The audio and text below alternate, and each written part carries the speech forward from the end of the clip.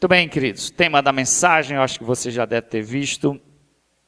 Deus, o homem e as riquezas, a busca de uma relação saudável. Deus, o homem, as riquezas. Vamos propor uma relação saudável entre esse tripé, esses três pontos: Deus, o homem e as riquezas. Davi está à frente de um mega empreendimento.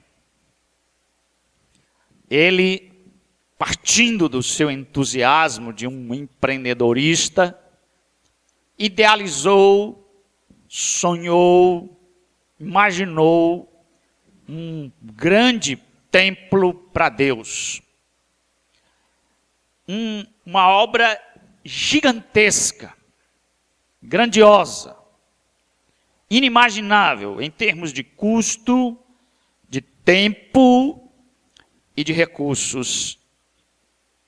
Para você ter ideia dessa mega obra que Davi está aqui à frente, calcula-se em termos monetários atuais que o valor do templo de Salomão, em dinheiro atual, corresponde a 150 bilhões de dólares.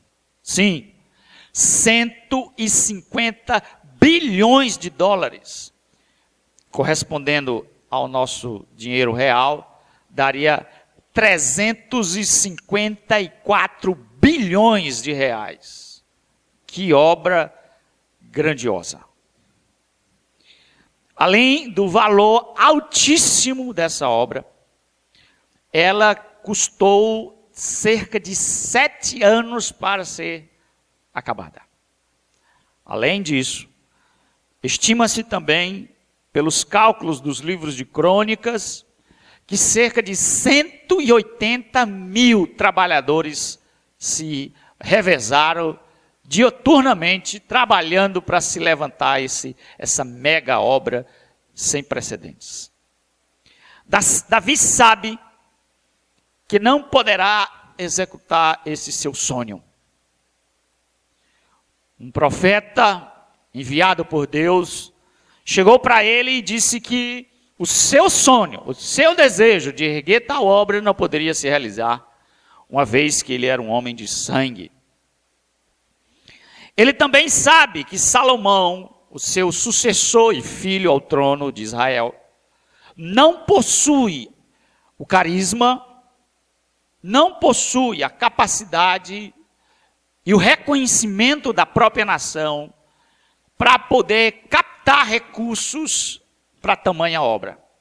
Ele entende que o seu filho não tem esse cacife, essa habilidade para levantar recursos. No entanto, ele faz aquilo que é possível fazer.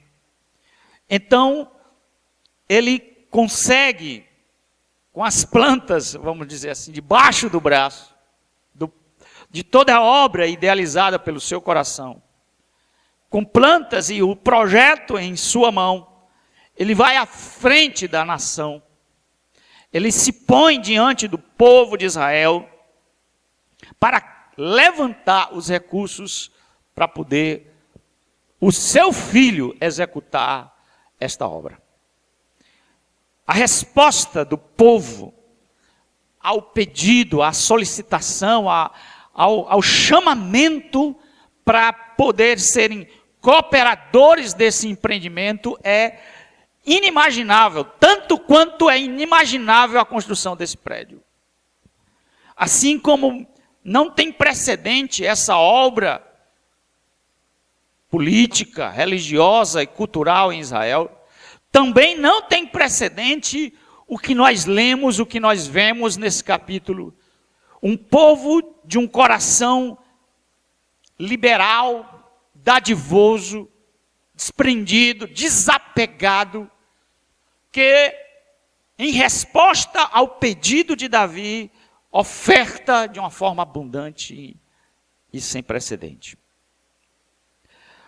Davi inicia entusiasmando, melhor dizendo, o povo, dando ele, primeiramente, o passo ou exemplo. Diz que discurso incentiva, mas exemplo arrasta.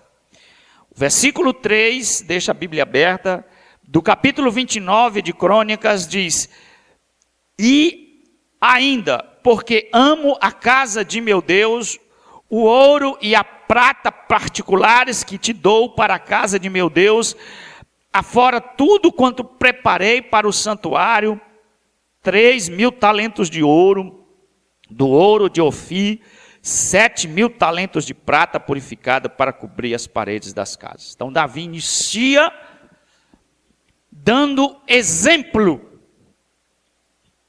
Ele coloca ele como um modelo, e antes de desafiar o povo a ofertar, ele mesmo faz uma oferta pessoal e generosa para esse empreendimento.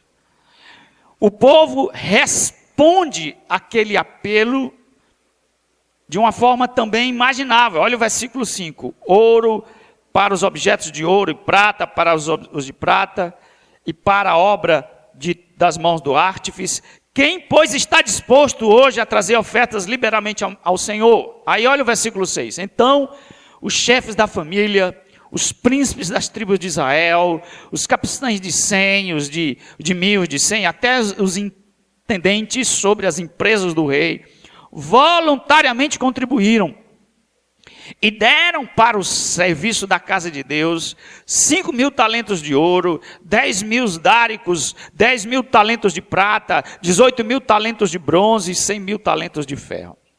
Os que possuíam pedras preciosas as trouxeram para o tesouro da casa do Senhor, a cargo de Jeiel, o Gersonita. O povo se alegrou com tudo o que se fez voluntariamente, porque de coração íntegro deram eles liberalmente ao Senhor. Também o rei Davi se alegrou com júbilo, grande júbilo. Veja então, Davi desafia o povo e o povo responde de uma forma generosa e liberal. Diante da resposta do povo, resposta positiva ao apelo de Davi para a construção do templo, Davi, a partir do versículo 10, faz aquilo que ele sabe muito bem fazer. Ele louva a Deus. Não é à toa que ele é um salmista, ele é um cantor. E diante da expressão de adoração do povo em formas de ofertas, Davi tributa a Deus, faz um louvor, ora, glorifica a Deus, exalta a Deus, salmodia a Deus, que é exatamente o texto, ou parte do texto que eu li agora, pelo que Davi louvou ao Senhor, versículo 10. A resposta do povo levou Davi a louvar a Deus. E esse louvor feito por Davi nos possibilita penetrar na mente daquele grande homem e tentar entender exatamente a relação que há entre Deus, o homem e as riquezas.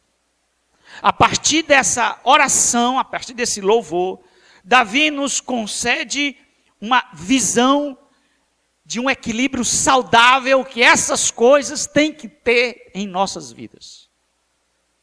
Todas essas três dimensões, Deus, o homem e as coisas ou riquezas, têm um papel em nossa realidade.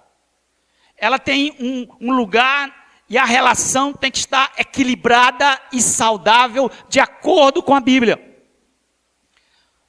Quero dizer que uma relação distorcida entre Deus, o homem e as riquezas gera grandes problemas. É responsável por trazer grandes consequências que, na minha conclusão, eu vou esclarecer. Portanto, qual é o papel de Deus, do homem e das riquezas em nossa vida? Ou qual a relação saudável devemos estabelecer entre Deus, nós e as coisas. Nessa noite eu exatamente quero pensar sobre isso. Primeiro vamos começar com Deus. Para termos uma relação saudável, temos que começar com Ele. Deus está aqui, no topo da relação. Nada pode ser mais supremo, mais importante, mais valoroso, mais primário, ter nossa prioridade do que Deus. Deus está no topo da escala de todos os valores humanos, pelo menos devem estar. E Davi sabe disso. Davi entende disso, conhece isso. E então ele faz a seguinte afirmação. Versículo 11. Teu, Senhor, é o poder, a grandeza, a honra, a vitória e a majestade. Porque teu é tudo quanto há nos céus e na terra. Teu, Senhor, é o reino e tu te exaltaste por chefe sobre todos. Veja bem, por que Deus tem a primazia nessa relação, nesse tripé? Davi explica fazendo uma afirmação teológica. Ele é dono de todas as coisas. Ele é o proprietário maior de tudo. Tudo pertence a Ele. Ele é, por direito de criação, o dono de todas as coisas. Como é que você pode reagir a essa afirmação? Qual os sentimentos essa afirmação evoca no seu coração? Deus é dono de tudo. Tudo pertence a Deus. Como o seu coração reage a essa verdade? Eu penso que pode trazer para alguns isso alegria, outros pesar. Tudo que você tem, tudo o que você possui, tudo que você, todos os recursos, não é seu. Não é seu. Você não é dono. Você não tem nada. Tudo é de Deus. Deus é dono de todas as coisas. Salmista, no Salmo 24, oração que o judeu sempre faz quando vai comer: do Senhor é os céus e a terra e tudo quanto neles há. Deus é dono não só porque criou todas as coisas a partir do nada, diz as Escrituras, mas também é dono porque Ele o sustenta, segundo a teologia, segundo a doutrina da providência. Deus não só é o Criador, mas um mantenedor. Ou seja, Deus é aquele que te dá saúde. Você diz: não, pastor, eu sou dono de tudo, porque afinal eu trabalhei, eu suei, eu conquistei. Não. A saúde que fez você ganhar qualquer coisa não é sua. A força que fez você trabalhar não foi sua. As oportunidades que apareceram em sua vida para você ganhar qualquer coisa, foi Deus que deu. Tudo é de Deus. Nada é seu.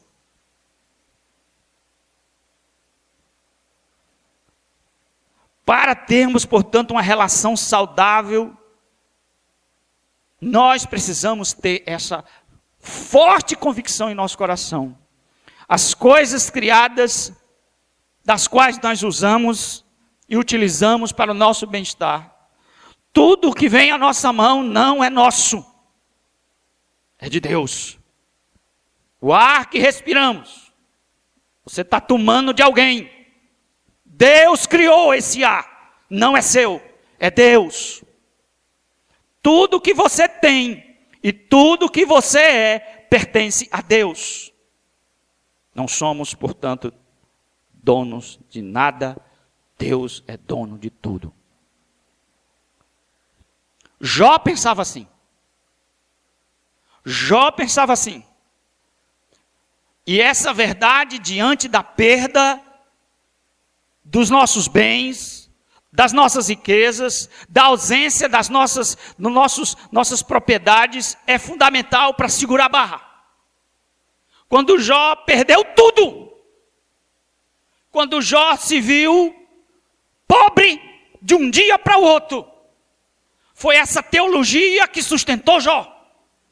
Nu saí do ventre de minha mãe, nu voltarei. O Senhor deu, o Senhor tomou. Bendito seja o Senhor. É na hora da ausência, é na hora da perda, é na hora da falta que esse conceito nós temos que agarrar para superar a ausência de riqueza em nossa vida. Principalmente que um dia desfrutou e nela perdeu. Não só Jó pensava assim. Paulo nos ensina a cultivarmos uma relação de contentamento com as coisas a partir da mesma teologia. Paulo em 1 Timóteo 6 e 7 diz, porque nada temos trazido para o mundo, e é certo que nada levaremos para ele. Tendo o que comer e com o que nos vestir, estejamos contentes. A relação de contentamento com as coisas não está na quantidade que temos.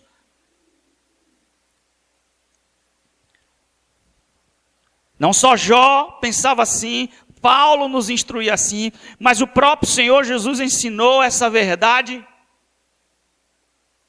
de que nada temos. Nem a própria vida a nós nos pertence. Ela nada passa de um empréstimo a quem Deus nos concedeu. Se Jó, escuta bem, nos ajuda por essa verdade teológica, superar a perda dos bens. Jesus, ao contar uma parábola do rico tolo, nos ajuda a não cairmos em tentação ao sermos agraciados por o excesso de bens. Eu vou repetir. Quando Jó perdeu tudo, foi a verdade de que Deus é dono de tudo que segurou ele e levou ele a adorar. Jesus conta uma parábola de um rico que por uma hora para o outro ganhou na Mega Sena. Se tornou milionário da noite por dia. E sua conta bancária e sua riqueza prosperou. Ele ficou tão rico que ele diz, alma, tem tudo para o teu bem, come, bebe, regala-te. Estou aposentado. Diante daquela riqueza surpreendente que veio à mão dele, se ele tivesse a teologia correta, ele saberia lidar com a riqueza inesperada que teve. O problema é que aquele homem, rico tolo, não sabia. Achava que era dele. Alma, tens tudo. Quando uma voz à meia-noite diz, louco, hoje te pedirão a tua alma. A alma que tu tem não é tua, nem o teu dinheiro, nem a tua riqueza. Nem a vida é sua, quanto mais as riquezas. A vida é um empréstimo. Davi sabia dessa verdade. E por saber disto, ele era generoso.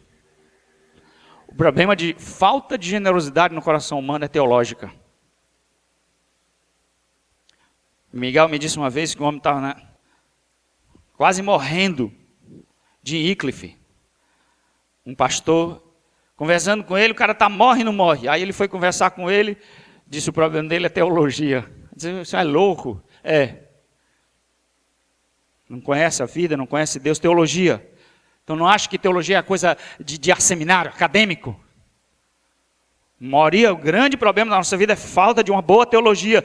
E teologia que eu estou dizendo é essa verdade imprimida em nosso coração. Davi tinha isso. Deus é dono de tudo. Teu Senhor é o reino. Teu poder, tu é a honra. Tudo é teu. Quanto há no céu e na terra. Tudo te pertence. Tudo vem de ti. Deus não é apenas o dono. Mas Ele é aquele que dá soberanamente as suas riquezas. Diz isso no versículo 12, olha. Riquezas e glórias vêm de ti. Tu dominas sobre tudo. Na tua mão há força e poder. Contigo está o engrandecer, que a tudo dá força. Veja bem, irmãos, como dono de tudo, ele dá a quem ele acha que deve dar. Deus não é apenas dono, mas é aquele que distribui. Algumas pessoas, amados, nascerão em berços de ouro, outras nascerão em berço de palha, outros nem em berço nascerão. Fundo da rede. E isso é uma questão de soberania divina. Durma com essa. Estava conversando com um irmão sobre isso, se não vou me divagar, é uma questão política, social. Mas, certamente, podemos, por meio do estudo, do esforço, do trabalho, da administração, acumularmos riqueza e até enriquecermos. Muitas pessoas começaram do zero, mediante o trabalho honesto, se honestamente o seu pão você ganhou, diz aí, a gente cantou, conseguiram obter riquezas e acumular riquezas. Se tornaram pessoas ricas, partindo do nada. Tem história de pessoas que venceram e se tornaram ricos, a bambão por aí. Mas nem todos que trabalham vão enriquecer e ter toda a riqueza do mundo. Além do mais, terão pessoas que vão herdar a riqueza sem ter dado um prego na barra de sabão. Não é verdade? O que é, por exemplo, a filha da Xuxa fez para ser rica? Nada, a não ser nascer de uma mulher que tem dinheiro. O filho de Bill Gates, o que ele fez? Nada, ele nasceu rico. Então temos que ter cuidado aqui, amados, muito sobre isso. Há pessoas que olham pessoas ricas como malditas. É Deus que distribui. É Deus. Estou tentado aqui fazer divagações sobre a questão. Tem, claro, viés político, distribuição de renda, vários aspectos que a gente podia aqui discorrer, mas não é objeto da minha mensagem. O que eu quero dizer aqui, que é Deus que dá dinheiro, e Ele dá a quem Ele acha que deve dar, e alguns vão ser infelizmente pobres, outros vão ser felizmente ou infelizmente ricos. E essa questão é uma questão da soberania de Deus. Claro, há aspectos humanos, aspectos sociais, há outros viés, mas eu estou aqui estabelecendo que o Senhor é soberano sobre isso.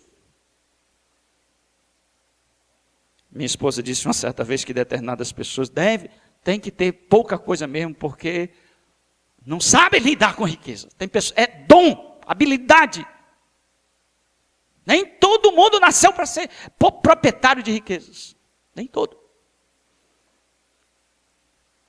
Assim, quando alguém prospera, ou quando alguém obtém recursos, não amaldiçoe, não veja isso como maldito, não olhe isso com um olhar preconceituoso, porque por trás está Deus.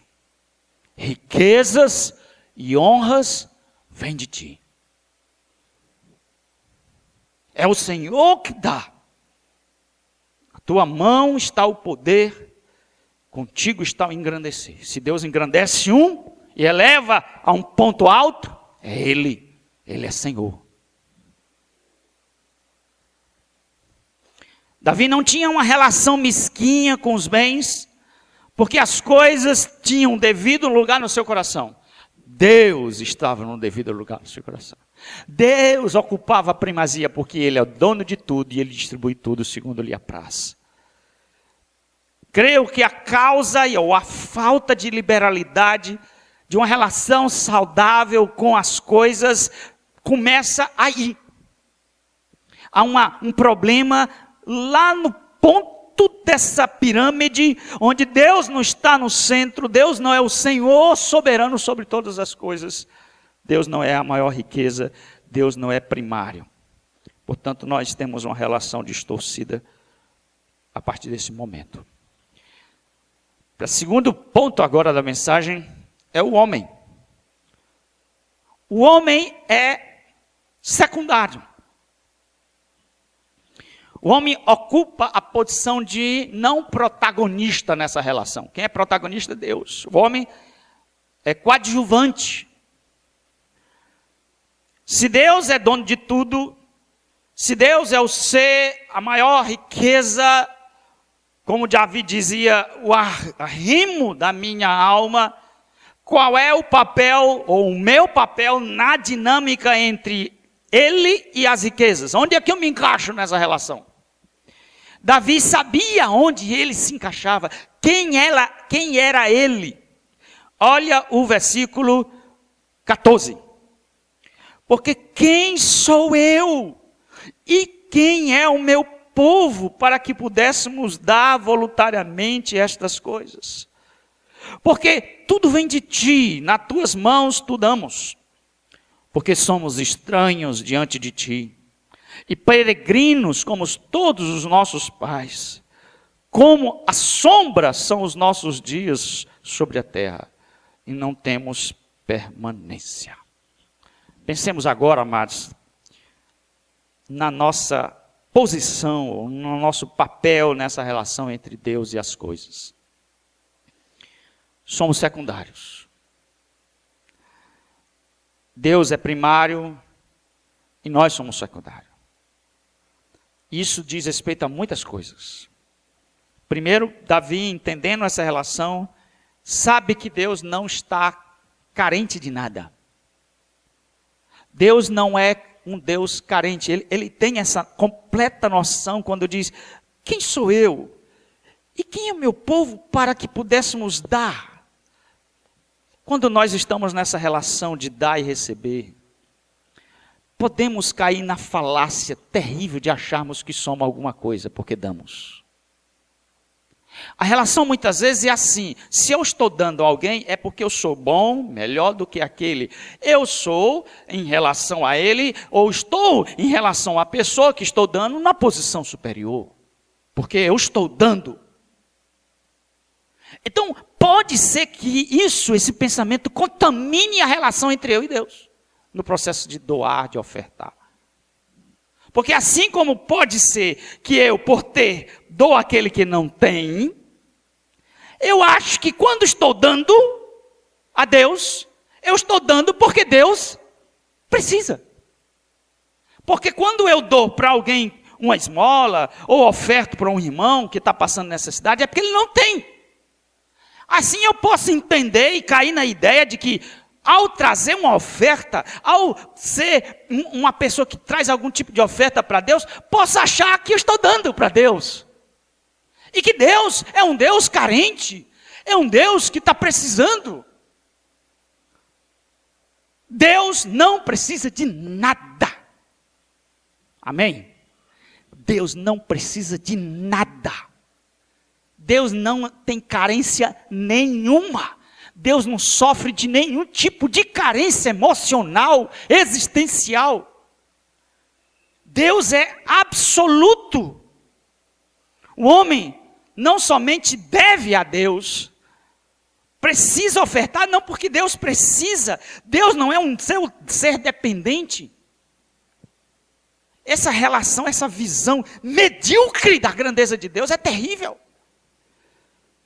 Deus não é servido por mãos humanas, como se dele precisasse de alguma coisa, disse Paulo aos Areopagitas em Atos 17.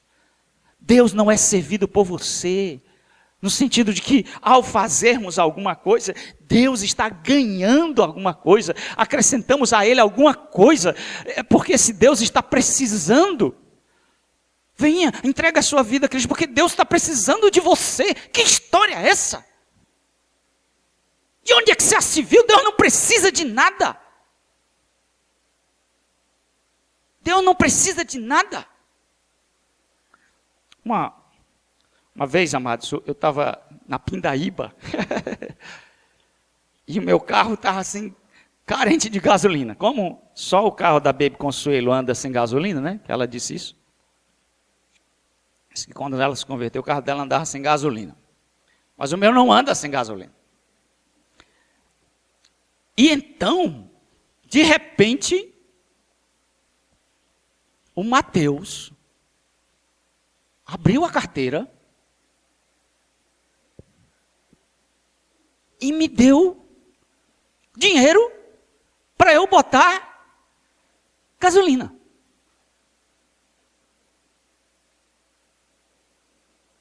Quem deu dinheiro a Mateus? Quem deu? Foi eu. No sentido, Mateus não estava me dando nada. Assim também somos nós. Nós não damos. Como se Deus estivesse, estou com raiva. Vou te pegar, viu? Você não deu? Não. Deus não precisa de nossa oferta. Porque tudo é dele. Portanto, nossa oferta não enriquece a Deus. E isso é importantíssimo para mantermos uma relação saudável com Ele. Porque senão a gente vai manipular Deus. Como algumas igrejas neopentecostais o fazem com esse processo da oferta. Algumas igrejas, de uma forma terrível, manipuladora, fazem essa relação quebrada. Como se Deus estivesse ali, se você me der, eu lhe dou. Numa troca mercadológica, algo fétido na relação com Deus. De tentar amarrar Deus. Agora, se você der, está amarrado. Ele está obrigado a lhe abençoar. Que história é essa? Isso é insanidade. Que Deus está obrigado a nada. Nossa oferta não obriga Deus a fazer nada. Deus não se compromete com nossa oferta. Não está com compulsão, obrigado, amarrado a nos fazer nenhum benefício quando nós damos oferta para Ele. Que Deus é esse? Deus não é coagido, amados. Não há coação sobre Deus. E Davi sabia disso. Quem somos nós? Quem sou eu para te dar alguma coisa? Quem é você?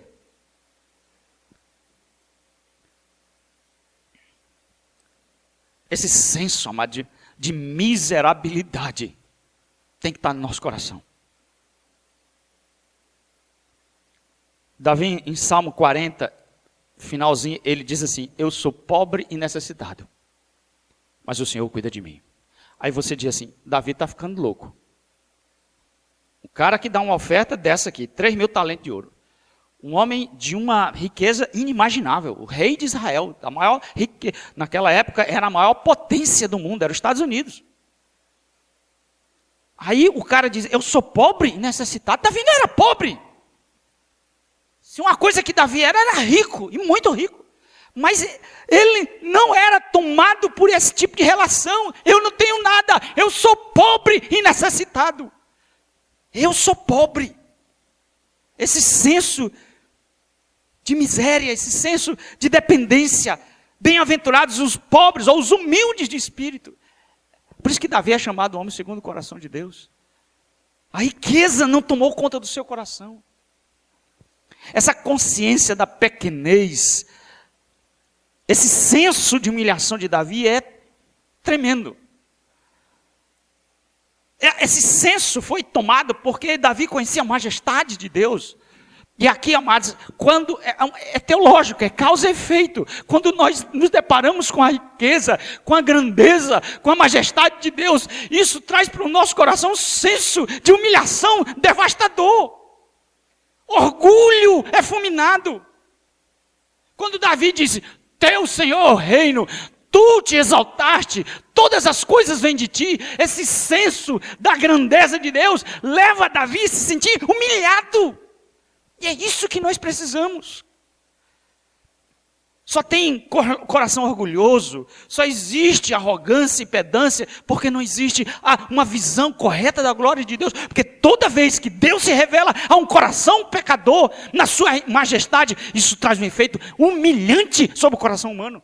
Isaías, quando viu a glória do Senhor, ele disse: ai de mim, eu sou um homem de impuros lábios. Quando Davi deparou-se com essa verdade, ele foi tocado e humilhado. Ele diz: Deus, tu és eterno, de eternidade a eternidade. E aí no versículo 15 ele diz: Senhor, nós somos estranhos, eu sou um peregrino, nós somos peregrinos. E essa imagem de peregrino é tremenda, olha para mim. Olha o senso e a consciência que Davi tinha de si. Ele diz: nós somos peregrinos, tu, Senhor, é eterno, nós somos passageiros, nós somos forasteiros, nós somos mortais, nós passamos. Deus é aquele que permanece, nós estamos de passagem, nós somos peregrinos, somos como sombra, não somos nossos dias sobre a terra, não temos permanência, não somos eternos, a nossa mortalidade nos humilha, nos humilha. Essa consciência da fugaridade humana é tremenda. Ajudará a vivermos nessa vida de uma maneira diferente. A olharmos que nós não somos eternos.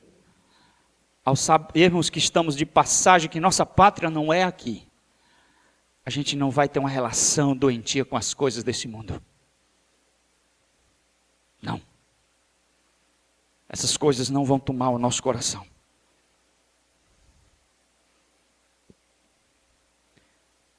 A termos um senso de valor, seremos agraciados com um senso de valor absolutamente diferente, quando nossa consciência tiver plena certeza da sua mortalidade.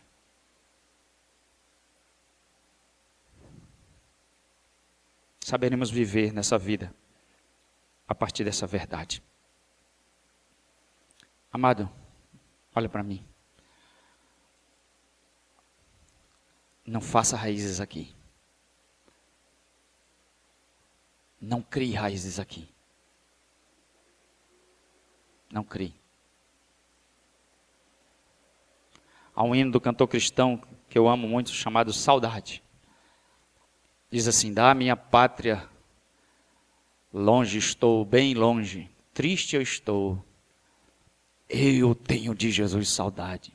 Quando será que vou?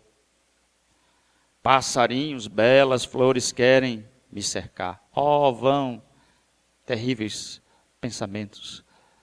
Não quero aqui ficar. Nós precisamos entender isso. Nós somos peregrinos e forasteiros nessa terra. E essa visão vai nos fazer lidar muito bem com as coisas e as riquezas. Por fim, riquezas. A perspectiva correta para lidarmos com esse tripé, Deus, o homem e as riquezas, vem primeiro de sabermos que Deus é dono de tudo. Segundo, que nós somos absolutamente figurantes, passageiros, secundários. Mas as riquezas têm que ter uma relação conosco. Deus está interessado na maneira como nós lidamos com ela. Como a utilizamos. E de como corretamente devemos lidar. Deus não quer que apenas você dê, oferte. Deus está mais também interessado na atitude que cerca a minha relação entre Ele e Deus a partir das ofertas. E eu pensei de uma forma muito rápida alguns princípios tirados do próprio texto. Primeiro, devemos dar abundantemente. Versículo 16, olha lá. Senhor nosso Deus, toda essa abundância que preparamos para ti edificar em tua mão, ao teu santo nome, vem da tua mão. Então, abundância. Como é que devemos dar? Abundantemente. Não dê, portanto, amados, com Deus, não procure dar a Deus o resto. Não estabeleça o troco da feira, né? Tinha um pastor que disse para o pessoal dar o troco da feira. Não me entenda mal, não é atenção só do valor monetário. Cristo elogiou aquela viúva que deu 4 moedinhas e desprezou a oferta do fariseu. Mas é a relação que a pessoa tem e a maneira como coloca aquilo. O pensamento é que devemos ser generosos, como a viúva foi. Confirma, foi. E o povo deu abundantemente. Tem uma historiazinha aqui que é interessante, que ela tem duas leituras. Eu vou ler e vou dar as duas leituras possíveis.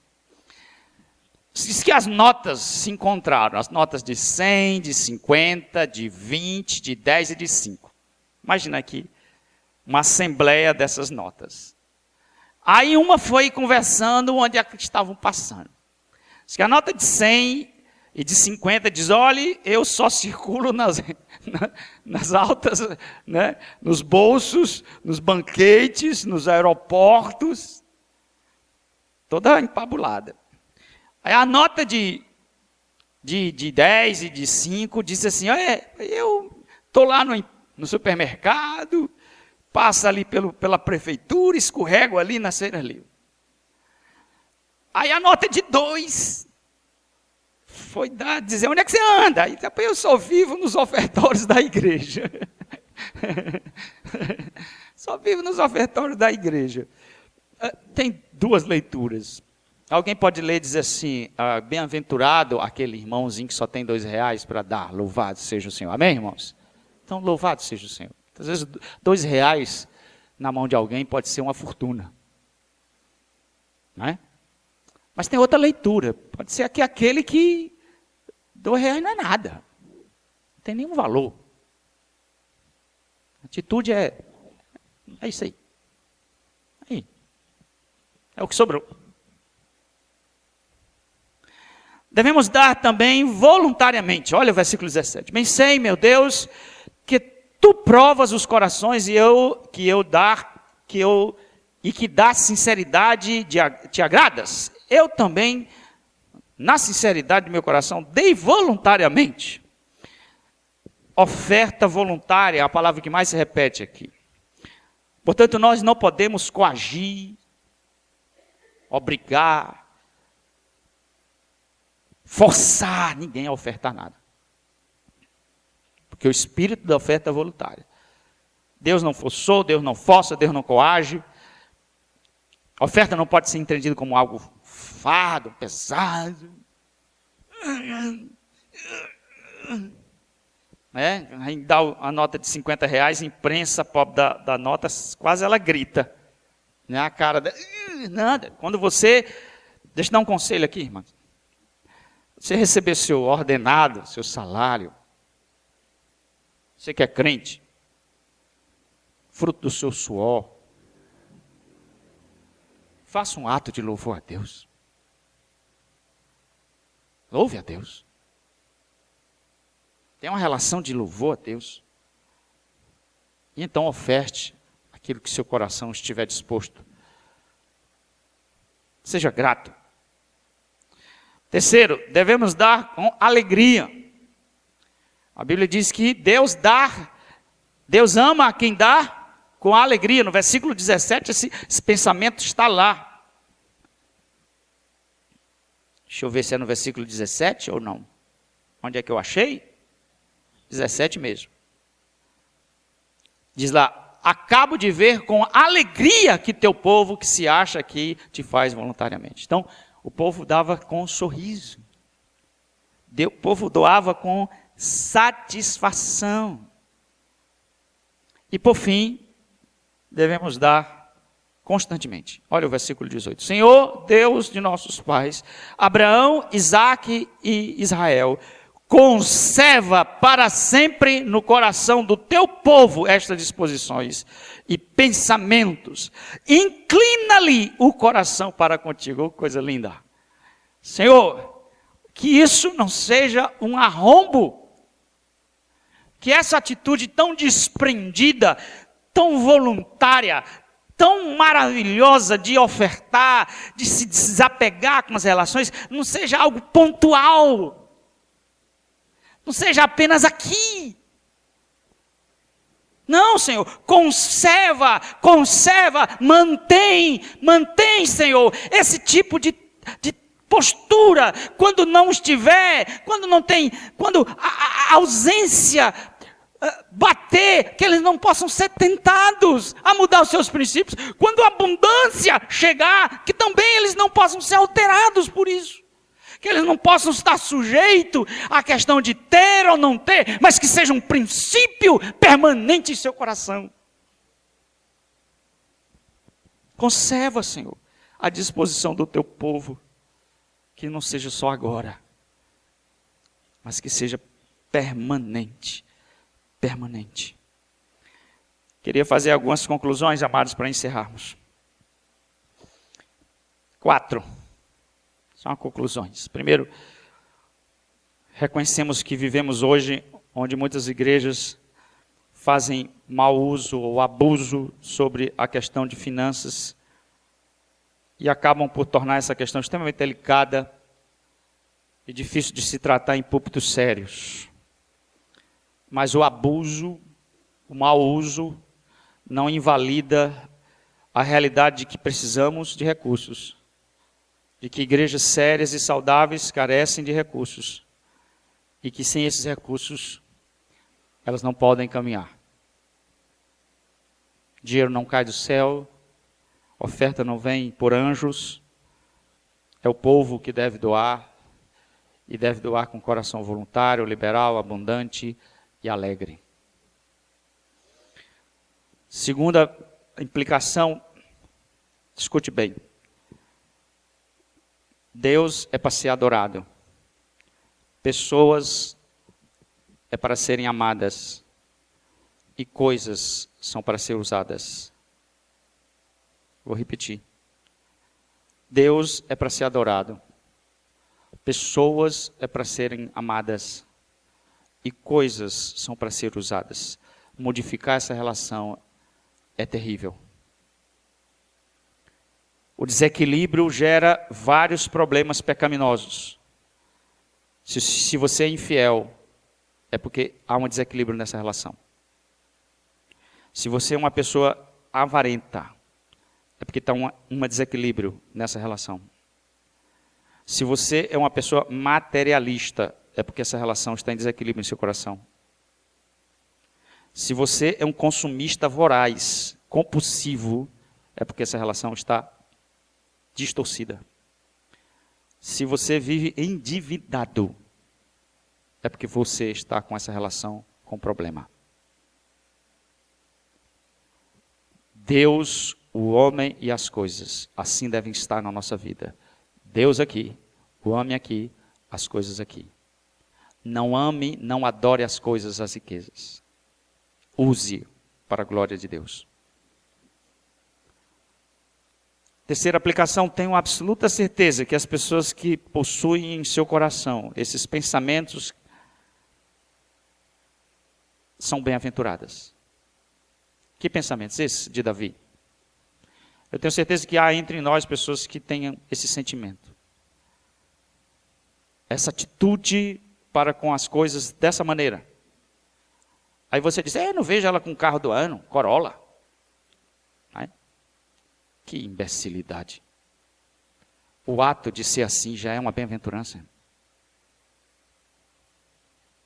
A pessoa que tem essa relação como Davi tem, independentemente da gorda conta bancária dele, ele já é feliz.